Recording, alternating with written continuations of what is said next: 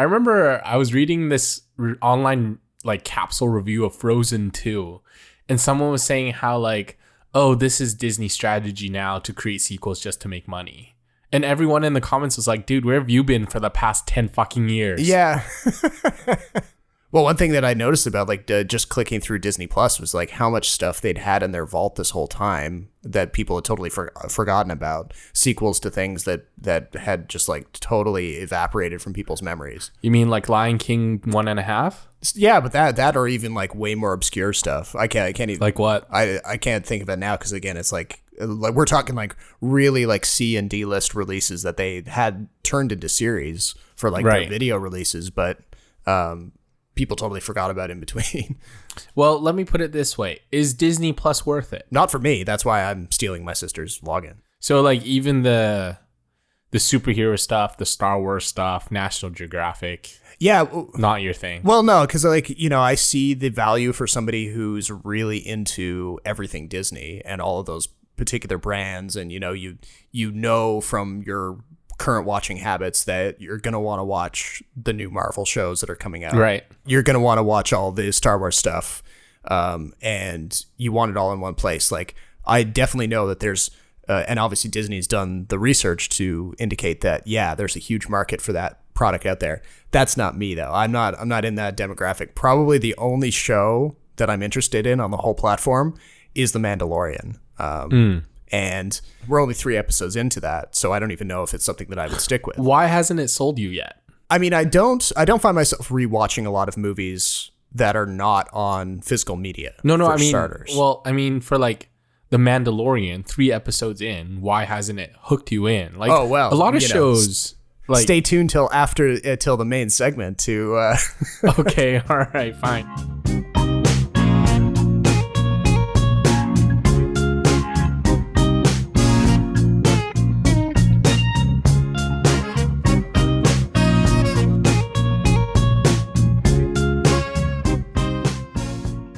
Welcome to episode 62 of the Extra Buttery Podcast, the show from 2 guys who love talking about movies and TV.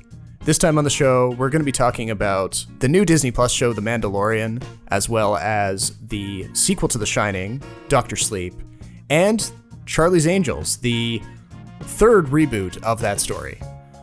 But before we get too far into it, my name is Robert Snow, coming to you from Toronto, and I'm joined by my co-host, Jason Chen, in Vancouver.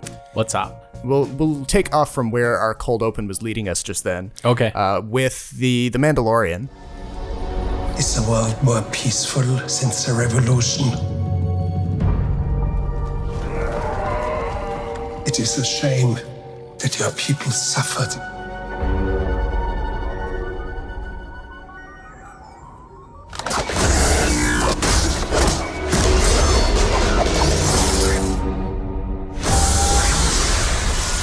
But bounty hunting is a complicated profession. Would it be fair to say this is like the House of Cards for Disney Plus, in the sense that it's the brand new show that is intended to be like, you can't get this anywhere else. It's the exclusive. Subscribe to this streaming service, one of many on the market, so that you can get access to this service. I think that would be a fair comparison. I think every streaming service does this. So yeah, but The Mandalorian, I think, is definitely designed to get new subscribers on board. Yeah. Kind of like how Apple had that new show with Jennifer Aniston and Steve Carell. But here's my question. So there's a ton of TV out there, and basically if you don't have the audience's attention within the first 2 episodes, you're done. Yeah. So my question is, like, what has or hasn't happened in the first 3 episodes that doesn't have you like on a hook? I think it's actually, it reminds me of a problem that you had with Skyfall, of all things, the Bond movie. Okay. And that is, whereas, in the case of Skyfall, I actually loved the little in-jokes and the references to previous movies in the Bond franchise. I loved the self-referential nature of it. For me, in that particular package, it worked. But they seem to be doing something similar here in The Mandalorian, where it's full of, or at least the first 3 episodes I've seen so far, it's full of these touchstones to very familiar things that we've already seen in the live-action movies. And for one reason or another, at least so far, it's starting to feel a little bit like a greatest hits album where you instantly know what they're pointing out, but there's not enough, I don't know if it's not enough characterization or not enough new material mixed in with the old to kind of really hook you in. And so, for example, we open up with a couple of planet environments that look very familiar. We've got a Hoth-like ice planet. That's where the very first episode opens up. And then we're soon on a desert planet, admittedly not Tatooine specifically. But it's a similar desert style planet with Jawas on it and a sand crawler and other recognizable species. We also get a cantina scene pretty early on in the first episode. So there's definitely there's lots of those kind of touch points, and it feels like they're trying to strike a balance between inserting the things that we recognize from the live action movies and new material to kind of justify this whole new story arc. And for me, it's just it's not bad, it's not boring, but I feel like I've seen certain parts of it before. So, I mean, does that include Baby Yoda? Is it even Baby Yoda? Yeah. So that was I guess this is where they're trying to split off from the old material, is they're trying to give us something that is kind of like the huge reveal at the end of the first episode to make us want to keep watching. And in this case, we find out that the very valuable bounty that the Mandalorian, whose name has not been revealed yet on the show, this bounty hunter who's from the same race and people as Boba Fett and Jango Fett from the movies, he's chasing this baby from the same species as Jedi Master Yoda. Ah, okay. So it's not Yoda. No, it's not Yoda, because in terms of the chronology, we're actually dealing with a story set after the events of Return of the Jedi, the 6th movie. Okay. So it's before... Okay, but before The Force Awakens. Yeah, so we're dealing with a situation where the Emperor has just recently been killed. The New Republic has started up. There's a lot of lawlessness around the universe because the Empire is crumbling. There's still Imperial remnants. You still see dusty-looking stormtroopers who have kind of become mercenaries for various other powers. And things are just very destabilized. And of course, that would be a great time to be a bounty hunter because there's no real law and order in the universe. Do you think that because you're so already invested in the Star Wars universe, because you've already known so much, that there's very little to pull you in, that there's very little originality? Would you describe it as Star Wars fatigue? I wouldn't say Star Wars fatigue. I mean, one of the reasons why I wanted to start watching this was because I am a huge fan of the franchise, and I've definitely spent a lot of time, probably more time than I'm willing to admit, reading online Wikipedia style articles about characters, going back to referencing material that hasn't ever even been in the movies, like expanded universe stuff. I have a lot of context for what I'm seeing in The Mandalorian, and certain things, I'm picking up on references that other people might not. Maybe it's also got to do with the lead character, because you've got a guy who, he's got the iconic Mandalorian style helmet, but you can't see his face. Most of his dialogue is just him kind of grunting or sighing because he's frustrated with his current mission. He gets a few one-liners here and there, but there's not a whole lot to grab onto right now. I'm sure there'll be some sort of big reveal later in the season when, you get to see his face or something. But so far, it's, again, we're dealing with a lot of setup, and it's kind of that headspace that you were probably in with Watchmen in the last episode, where you're not sure whether the setup is going to lead to a satisfying payoff. This goes back to the Scorsese thing about how maybe Marvel and all these blockbusters aren't really cinema because they're so tied to whatever they were before that they can't really reinvent themselves. So if you've seen one, it feels like you've seen them all. Yeah, there's a bit of that. And Boba Fett and Jango Fett in the original movies, they didn't talk much either. I think Boba has 5 lines of dialogue in the original trilogy? Something, yeah. But I mean, his character being so mysterious became beloved by fans because I guess they could kind of, they could see any number of qualities in him because he was such a cipher. But it's one thing for Boba Fett to be kind of a blink and you miss him kind of antagonist in the fifth and sixth movies, and then for him to be, or a character like him to be, the central character of a TV show. Right. So I mean, I still have faith that they will build up this guy's character. I mean, they'd be foolish not to. But I don't know, whether the other characters around him will also kind of flesh things out. Right. This baby Yoda creature, he doesn't talk very much. He does some cute stuff. It's a baby. What do you want from it? Come on. Well, I mean, he provides a bit of comic relief. He can yank something off of the inside of the guy's ship and kind of annoy him a bit. It's all I see these days. Baby Yoda memes. That's all I see. Yeah.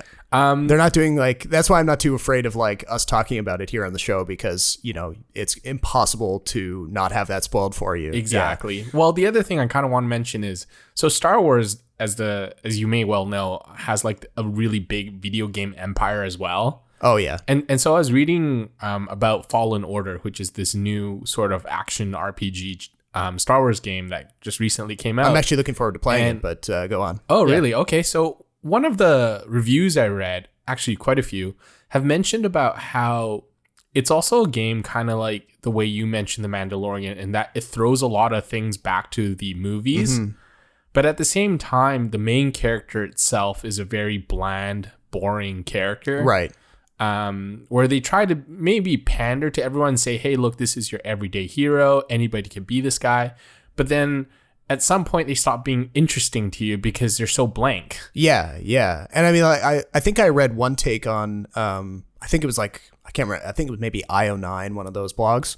And the guy writing the article was essentially saying that based on a few decisions that the Mandalorian makes in the third episode, including almost giving up the baby Yoda creature, he was ready to hate the Mandalorian for that. And I'm like, wait, which show are we watching here? Because there shouldn't be any doubt that the Mandalorian is going to be an anti-hero character. He's not going to be purely evil. He should be, right? He's not going to murder people in cold blood. He's not going to really challenge the audience. I mean, he's going to be, he'll be gruff. He'll probably complain or do stuff like that. He'll be more of a Han Solo than he will a Darth Vader, for example. Mm-hmm.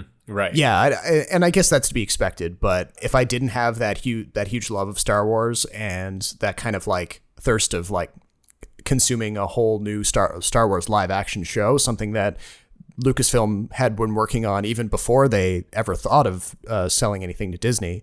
At the time they couldn't do it because the tech wasn't really there in terms of getting them the effects that they wanted to do on a TV budget. Right. Now, of course, they can do that. And they do get really great production design and practical effects and everything for a lot cheaper, and it helps sell this live action story.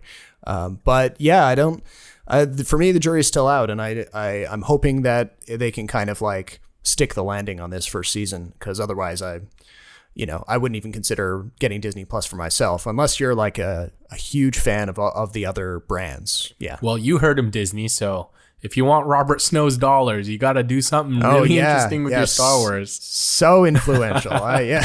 They're shaking in their boots. Changing topics entirely. Worst segue in the world. You want to talk about Charlie's Angels? It's a franchise, so I mean, there's your connection there. But yes, Charlie's Angels. Welcome to the Townsend Agency. We exist because traditional law enforcement can't keep up. I don't like that, boy. You guys are lady spies. Jane's former MI6. Oh God, what did you do to Sven? I compressed his carotid and deoxygenated his brainstem. Well, that sounds painful. Don't worry, he's gonna wake up. Unless he doesn't. I went to the movies the other day because it's been a while. I was still kind of exhausted from VIFF, and I told Rob, I lied to Rob and said, hey, I'll go see Jojo Rabbit or Zombieland, something fresh. But I ended up seeing Charlie's Angels. Yeah. And I kind of saw it partly based on maybe not your recommendation, but your non-bashing review of Charlie's Angels. Yeah, and I only wrote a quick little thing on Letterboxd. Exactly. So I got kind of curious because the audience score is pretty good. I think it was B+.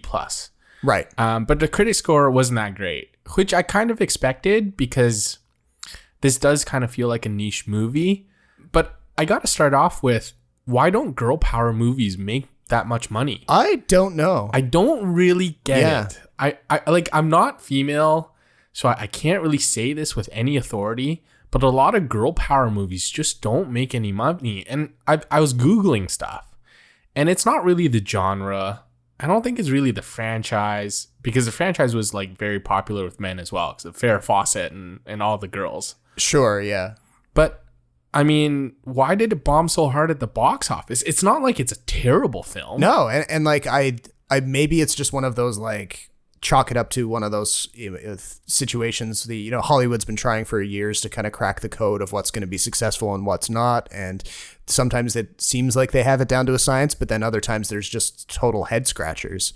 It's not even a gender swap movie, in the fact that you're not taking Ghostbusters, like an all-male team, and turning into females. Yeah, so Charlie's Angels was always about 3 women who are like super spies.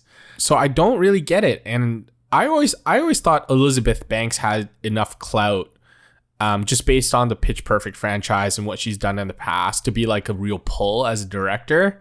And obviously, I know you love K-Stu, and we can talk about her later. Oh yeah, but yeah, I don't get it. I mean, I was slightly uncomfortable in the theater because it was just me and like 10 middle-aged ladies.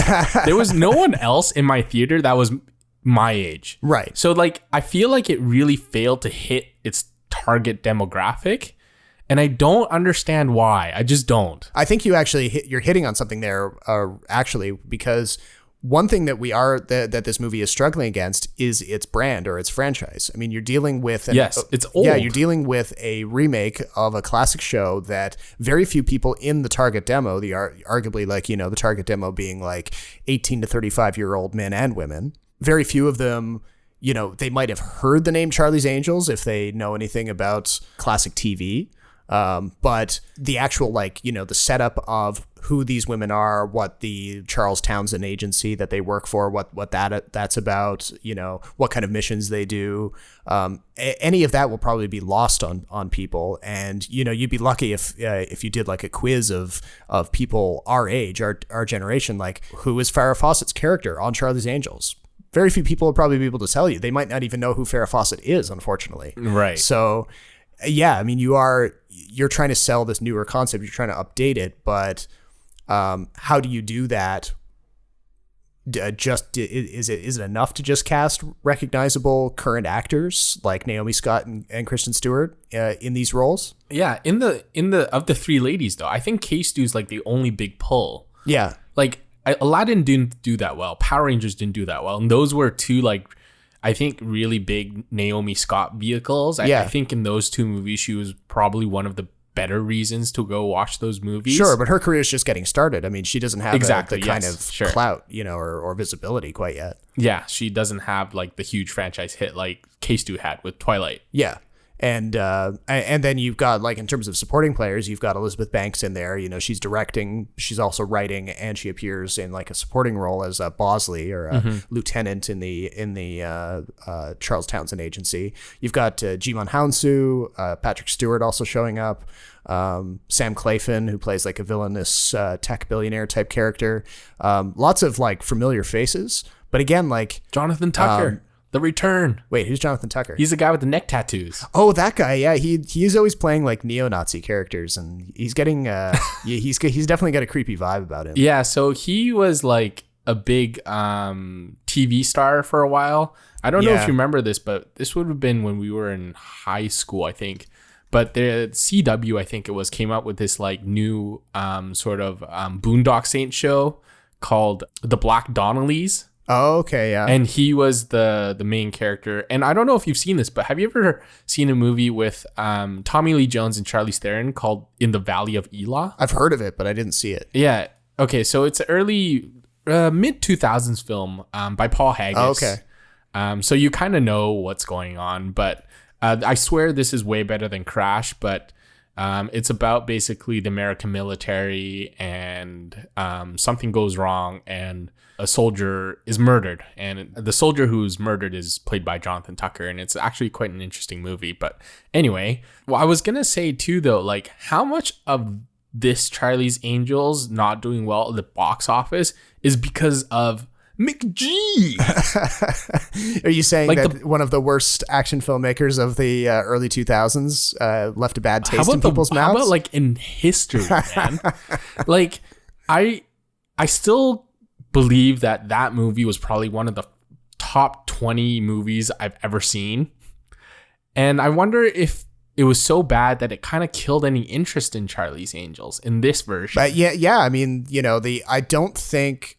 I'm not sure how much of an impact either of the Cameron Diaz, Lucy Liu, Charlie's Angels movies actually had, other than people maybe knew they were a bit manipulative or, a bit leery. Yeah, they especially I think they sold one of the trailers purely on the three gals doing this sexy car wash sequence or something.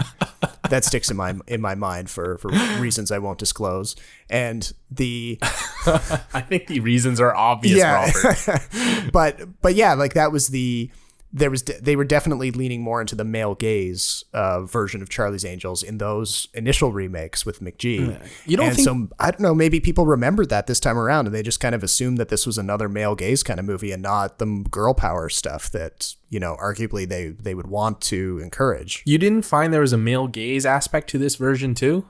Oh, there is, yeah, 100%. Yeah. But I feel like it's still pretty strong. Yeah, I just in thinking about the marketing between the two, you think about the way they sold the McG ones versus this one, where it felt like male gaze was definitely in there, but it was definitely more girl power on the front end. And I got to say, the trailer for this Charlie's Angels was really poorly cut. Yeah, there was that. It made you really think it was a big action blockbuster, but it's really not. I don't know if you guys seen Kristen Stewart run, but she does not run like Tom Cruise. Yeah. She's that's something she might want to work on. Well, yeah, it just seems like she doesn't move very quickly across the screen.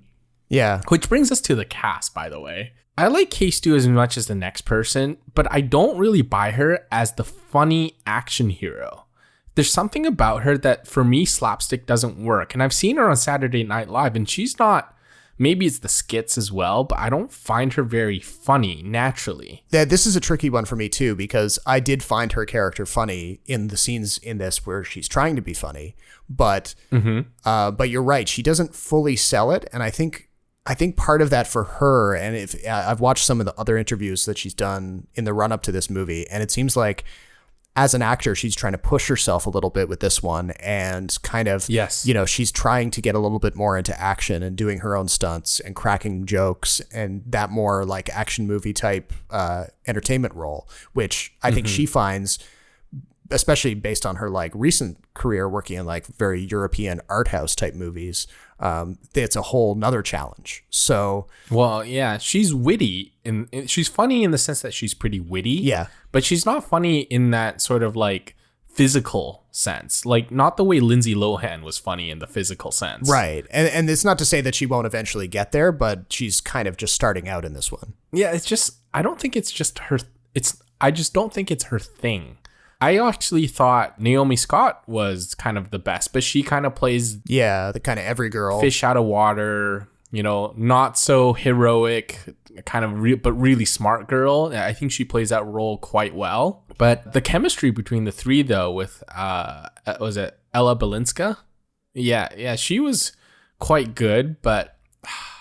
Something about those three, even despite the good chemistry, just doesn't make them quite believable as super spies. It feels like a movie that's not very serious, and I get it's not supposed to be, but you know how Fast and the Furious takes itself way too seriously? Yeah. I feel like Charlie's Angels could have done with a little bit of that in this one. Yeah, because there's suggestions throughout the movie that they want to kind of take themselves a bit more seriously, especially that sequence where they go to Istanbul and they're kind of exploring the Ella Balinska character's past with working for MI6, and there was a job that went wrong and there was a source who got burned and this kind of stuff. And there's some serious material in there, but it kind of dances around it without really telling us what exactly happened or why it's important. Yeah. And they eventually spin it into kind of Balinska's character coming to a realization that she has to trust people and she has to kind of learn to work as a part of a team. But it falls a little bit flat. It feels a little bit too one note. And but don't you find every character in this film is a trope or a note of some kind? Yeah. I mean, I like the twist with some of the characters at the end. Yeah. Because every spy film needs a double agent, right? But the Asian guy, the three ladies, Elizabeth Banks, Charles Xavier, even the I can't get that out of my head. Even the neck tattoo assassin, like it all just seems a little cliched. It's a fine film. I just don't want a sequel. That's the only thing I don't want is a sequel. Yeah. I don't think this film deserves a sequel, and financially, I don't think it warrants a sequel. But you never know with Hollywood, and please just don't give me a sequel. That's all I ask. Yeah, I mean, if it had been better, I think I would have been there for a sequel. You're only there for case, dude. Like, let's not lie. but there, I will say, there's a final note for me that the one scene where it all really comes together and kind of shows the promise of what could have been, if it would have been nice if the rest of the movie had this kind of energy, was the kind of heist scene that happened in Hamburg when they're trying to get those like in the lab. Yeah, they're trying to get those MacGuffin like all-powerful widget glowy things from the bad guy.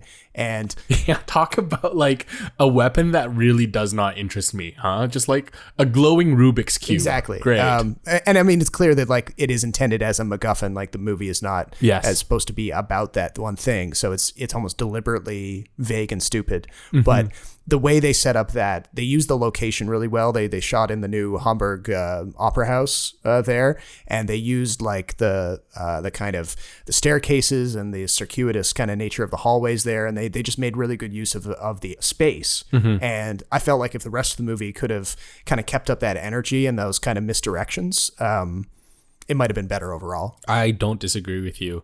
The one thing that it kind of glossed over is that they make a big deal of Naomi Scott's character, inadvertently killing people. Oh yeah. Yeah. They touch on that for a moment. They just kind of like gloss over it by the end. 'Cause I'm pretty sure by the end they've killed, at least more than a couple people. Yeah. At least, I think Ella Balinska, she like tosses a guy and he gets impaled through the chest. And some guy gets ground up at a rock quarry. This security guard that clearly has a crush on Naomi Scott's character ends up basically dying, and we don't even know if he does. And I'm just like, poor dude, man. He was just doing his job. And I guess this is where maybe some of the psychotherapists who are in the audience will cringe a bit, because there's this character who works at one of the Townsend Agency's safe houses, who's billed as this kind of like, medical doctor / like health guru type guy. And he's like, oh my God, I wanted to punch him so bad. And he says in one kind of throwaway line, he's like, oh, and I'm also a registered psychotherapist. So it's kind of like, oh, well, did you kill people and you're suffering with like post-traumatic stress disorder? That's okay. We'll just delete that. Cause he's one of those like naturopathic doctors who gives you like a weird green kale juice and says it's good for you and help your bowel movements or whatever. One of those people, And they're just so appreciative of him. Like they're like, oh, you're just a lifesaver. Yeah, I mean, exactly. I think maybe that, like, I don't think they were taking that character super seriously. I think Elizabeth Banks knows that, there's some parody happening there.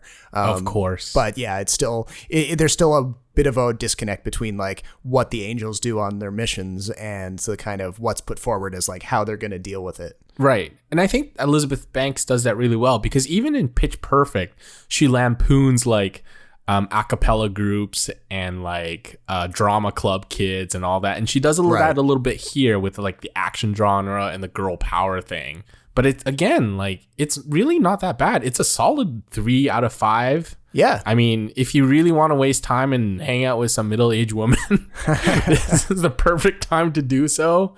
It's not an interesting film. It'll move along at a decent clip where you're not bored at any real point. But if you're looking for something that's fresh, that's original, granted this is a remake, so maybe, it's not so easy to do, but it's a very forgettable film, but it is miles better than the Drew Barrymore, Lucy Liu, Cameron Diaz version. Yes. Hands down. Like, there's no argument at all. And I would love to see Elizabeth Banks continue to write and direct and, just be a badass in Hollywood. I think even if this one is a bit of a swing and a miss for her, like, she clearly has a lot of talent, and I imagine she could take on any kind of story. Right. The one thing final thought is that K-Stu with that short haircut, that pixie cut. Yep. She pulls it off. Oh, yeah. Yeah. Like, not many characters can really pull that off because they all tend to be kind of like, I don't know if you've ever seen The Transporter, but they all tend to be like an Eastern European femme fatale kind of vibe to them, right? Like right. the pixie cut, but it's like slicked back and it's very tight. But Kristen Stewart makes it work. That's what all that European art house stuff was for, was to pull off the pixie cut. Yeah, exactly. But Dr. Sleep. The world's a hungry place. A dark place. Hi there.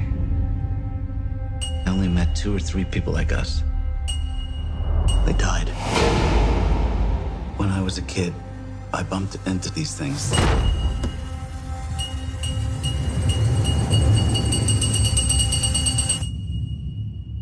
I don't know about magic.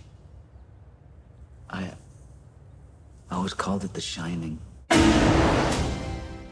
Yeah, so you talked to the Robert of like 2 years ago, and I probably wouldn't have paid much attention to Dr. Sleep. Oh, why not? I don't know. I feel like this year in particular, both with like movies like The Lighthouse and Midsommar, before that, like The Witch, I've been trying to like, I don't know, expand my horizons a little bit and like, try to seek out. You're going to dark corners of your life now. Oh, no. This is the time where you question your existence, your well-being. I think this is like a proxy for your like existential crisis. It could be deep psychological trauma that's been reawakened somehow.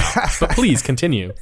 Okay. Well, on that uplifting note, I've been trying to like at least seek out like a couple more horror movies per year that are at least doing interesting things or quasi fresh things with the genre that are not kind of indulging in typical like slasher movie cliche type stuff. And you're way more brave than me. Yeah. So, but I think actually in the case of like Dr. Sleep, this is actually the sequel to The Shining. Mm-hmm. And I've already mentioned having seen this movie to a couple of people, and they were kind of like, wait, there was a sequel to The Shining? Yeah, this doesn't get much buzz. Yeah, but it is actually, Stephen King wrote the original book, The Shining, and then he wrote the sequel, I think in 2013. And for one reason or another, the movie, maybe because Stephen King is so prolific and he's just writing books all the time, it doesn't seem like Dr. Sleep, the book, made a huge splash. I mean, it probably did for his fans, but whatever. Right. Whatever, Stephen King fans. But essentially, like, he picks up in the book, he picks up the story of Danny Torrance, who's the young boy in the original Shining. And he fast forwards like 40 years in the future. Danny Torrance is an adult man who's kind of he's haunted by his experience at the Overlook Hotel, which we read about in the book and saw in Kubrick's movie. And at the point that we meet up with him for the first time, he's an alcoholic. He's no job, basically homeless, but has to come to terms with like his psychic abilities, the abilities that revealed themselves to him when he was a kid at the Overlook Hotel, and his ability to speak to dead people or people who are about to die. And he gets drawn back into this world, both partly because he makes a real effort to try to clean himself up and, quit drinking, join AA, get a job in a small town, just sort of get his mind right. And at the same time, he's fighting off a lot of the ghosts that have been following him around since he was a kid. And just when he thinks that he's kind of on an even keel and things are going well, he encounters other people who have abilities similar to his, who are locked in a kind of like, not so much a war, but a kind of a rivalry.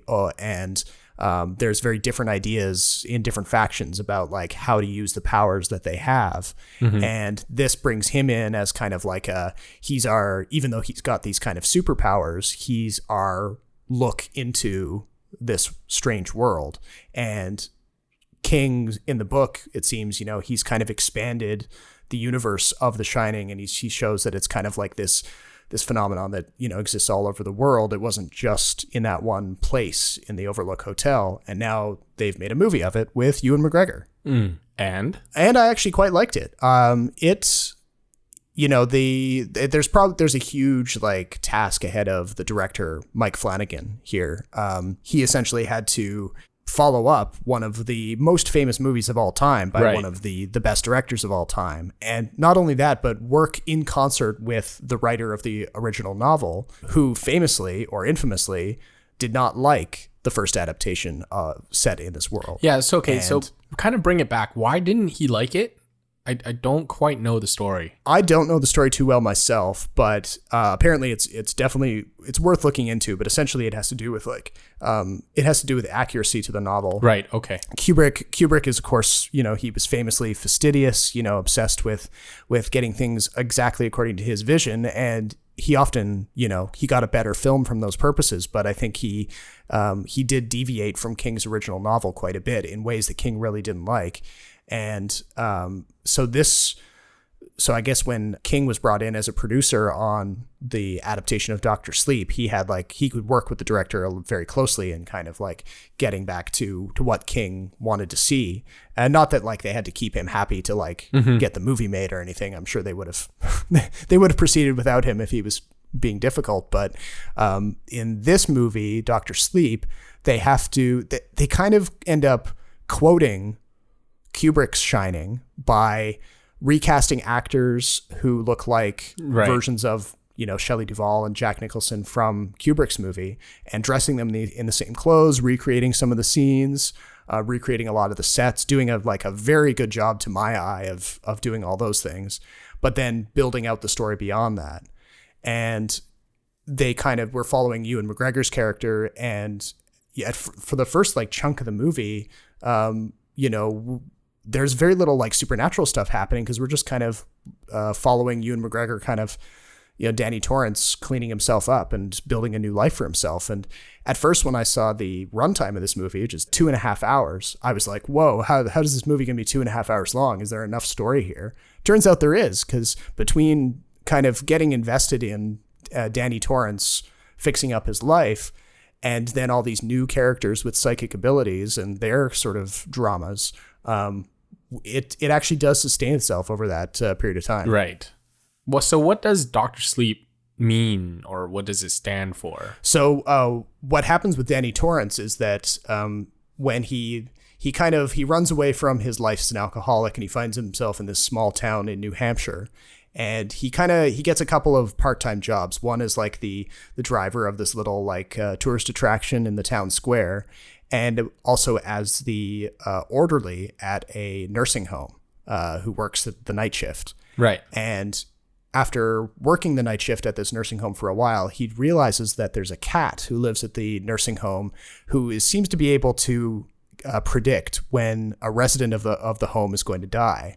And so he gets into Danny Torrance gets into the habit of going to the room that this cat identifies and sitting next to the resident and kind of like being with them as they pass away. Mm-hmm. And the residents slowly dub him Dr. Sleep because he's kind of like, he's doing like the bedside manner of a doctor, but he's kind of guiding them into that like last sleep, essentially. Oh, okay. I see.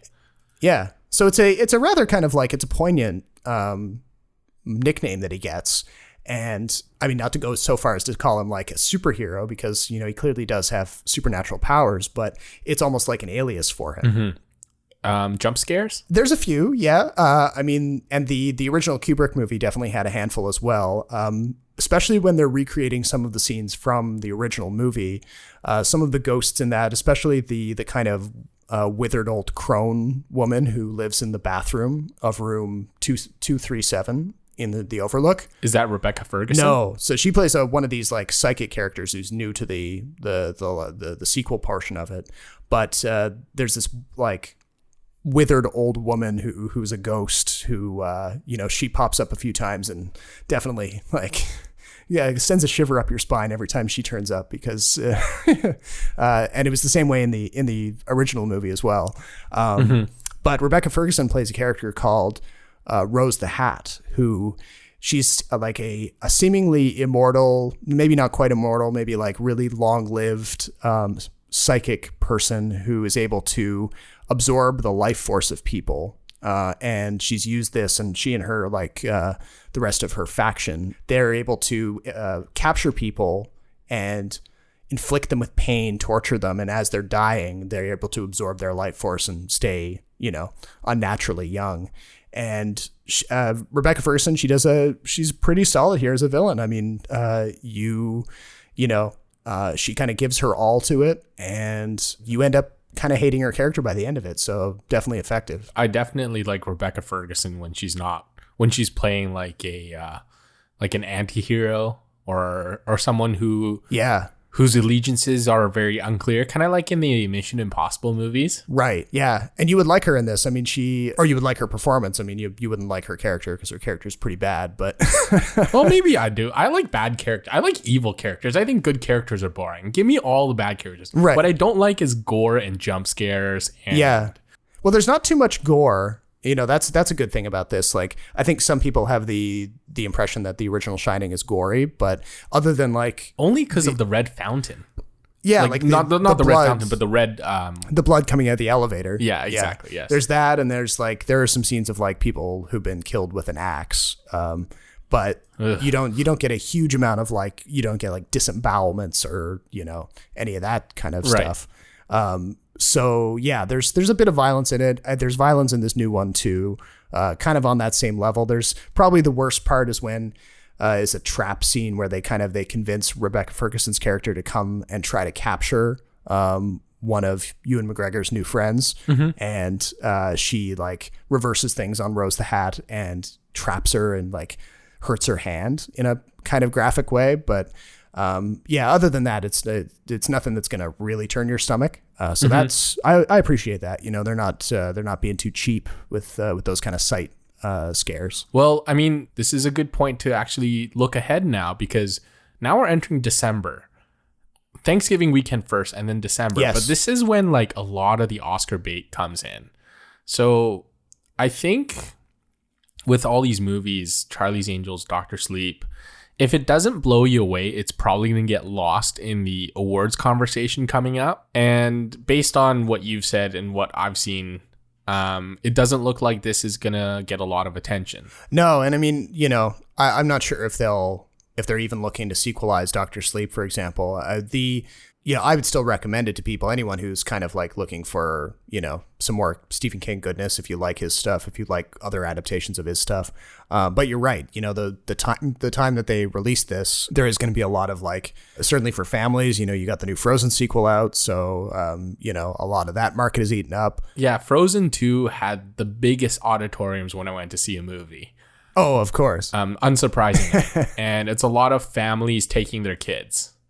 Yeah, I saw little girls dressed up as Elsa, and I thought that was really cute. And of course, me being the only young man there, went to see Charlie's Angels, but instead it ended up being a theater full of middle-aged women. Great.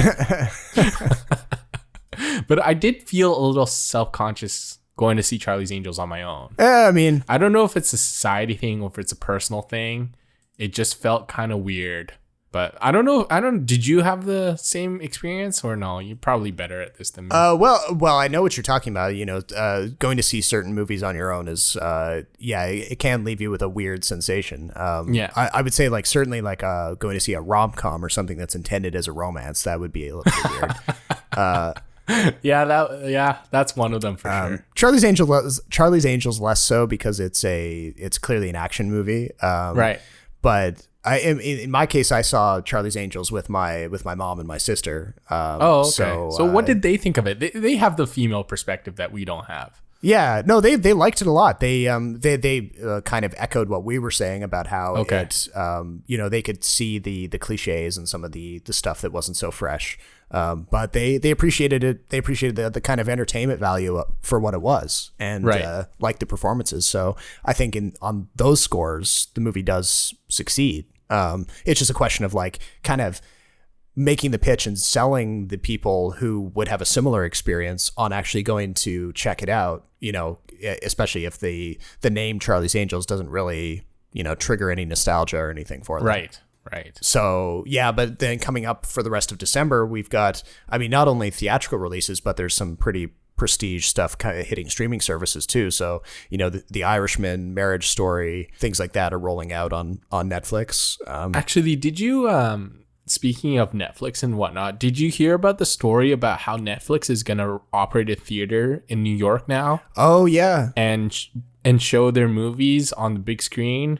And this is like a great workaround to the Academy about how films have to be shown on a theatrical release to be considered for awards. Because we want to win awards, but we're also not a movie studio because we're an online streaming service. So are we like exempt from the rules as they currently are? Can we run our own theater and show only our own content? Is that cool? All right. So I think this is a good time to end the episode. Next week, I'll have a Watchmen update for everyone. Oh yeah, will it have wrapped its first season by that point? No, because it runs until mid-December, I believe. Okay. But we're getting to the point where like they need to start revealing more plot points, right, rather than throwing character curveballs all the time. Okay, so we'll get into that. Yeah, so they need to get into the conspiracy. On Becoming a God in Central Florida, I'm really close to the end. I have some thoughts about it, but we'll share with you next time. What do you have on the slate, Rob? Are you going to go see any movies in particular soon? Yeah, so we're probably next week we'll be able to talk about Knives Out, the new Rian Johnson, okay, yes, kind of noir-ish mystery that I've been looking forward to for some time. And then for other movies, we won't be able to talk about Star Wars just yet. We'll save that for the last episode of the year because it's got a kind of a late December release. Right. But I maybe can't we'll wait also. for that, though. And maybe we'll also talk about Marriage Story if we get a chance, because I had a really good time with that when I saw it at TIFF. That'll be rolling out for Netflix users on the streaming side. Have we not talked about Marriage Story? Not in any kind of great detail, I don't think. Okay. Yeah, and plus, like, it hasn't been available for anyone to watch. You plebs. Yeah. Come to film festivals so you can see this stuff when it's really new. Yes, exactly. And you get to be in front of everyone. Anyway, that would have been another stray thought that would have gone on for 10 minutes, but but head on over to the website. You know the drill. We're always writing longer form versions of the stuff that we talk about here on the show for you there. So that's kinetoscope.ca. And don't forget to follow us on Twitter. You can follow either the general account for the website, kinetoscope.ca, or you can follow our personal handles at jrobertsnow or at jasonchen16. But until the next episode, my name is Robert Snow in Toronto. And my name is Jason Chen in Vancouver. Thank you for listening, and we'll talk to you next time.